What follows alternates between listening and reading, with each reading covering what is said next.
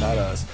Welcome back to DBL. Emilio Estevez shot to fame in the 80s as a member of the Brat Pack, starring in unforgettable films like The Breakfast Club. Now, more than 30 years later, he's back in a library for his latest movie, but this time he's not serving detention. Earlier, I sat down with Emilio for a special one-on-one interview. First, check out a clip from the public. Mr. Griffith, I gotta talk to you. There's not enough shelter for us people on the street. Who is us? We could all come stay at your place. Emilio Estevez, we are so thrilled to have you here. Your career, what a long, incredible career you've had. Iconic movies, too many to name, but I have to say my favorites are Breakfast Club and The Young Guns. Thank you. I have to ask, what do you make of being a part of the Brat Pack then?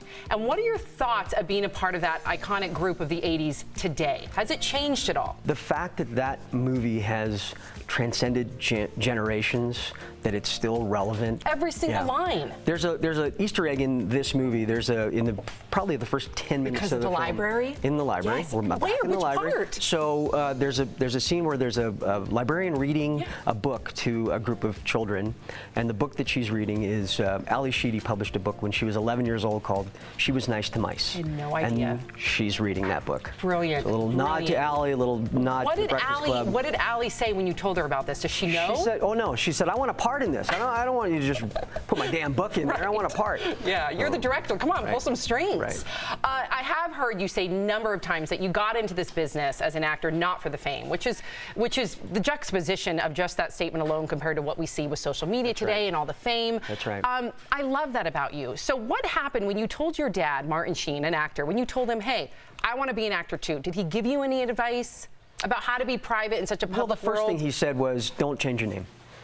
And for a moment, I thought, well, if I go with the Estevez name, I don't really look Latin. And all the same things that my dad got pushed back on in 1958 when he decided to change his name. So in 65 or 66, his father came from Dayton, Ohio to see him on Broadway. And he'd never been to New York before, and he looked up on the marquee and he saw the name Martin and he just shook his head.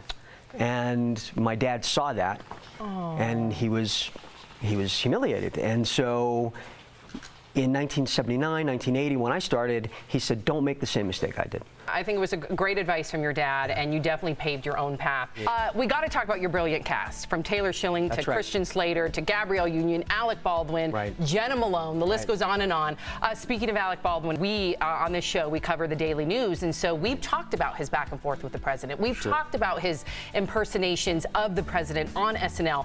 Because you know him personally, I want to know from you what you think about that clash back and forth with the president, and also, do you find it necessary to have political satire in this politically divisive climate that we have today? I think the comedians are leading the charge. And I think that when you approach something with humor, you humanize it.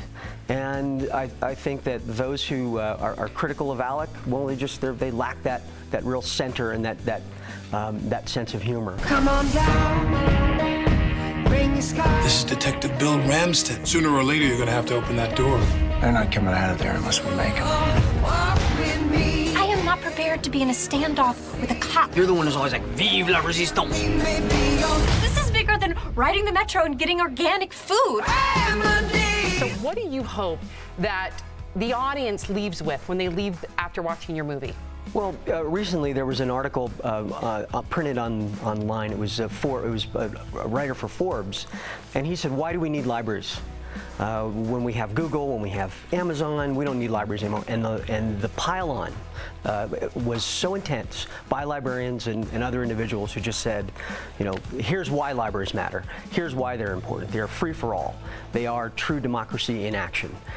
So they were forced to take that article down after about 2 days. I go to the public library with my daughter for these free services they have, whether it would be story time or puppet shows, and I go in there and they're so crowded because so many people, that's their only resource. That's right. So there's so many elements on why we need public libraries. It was such an honor to speak with you. I want our viewers to know, because this is a very important movie for all of you to see. So right now it's being screened at different film festivals, but it will hit theaters April 5th.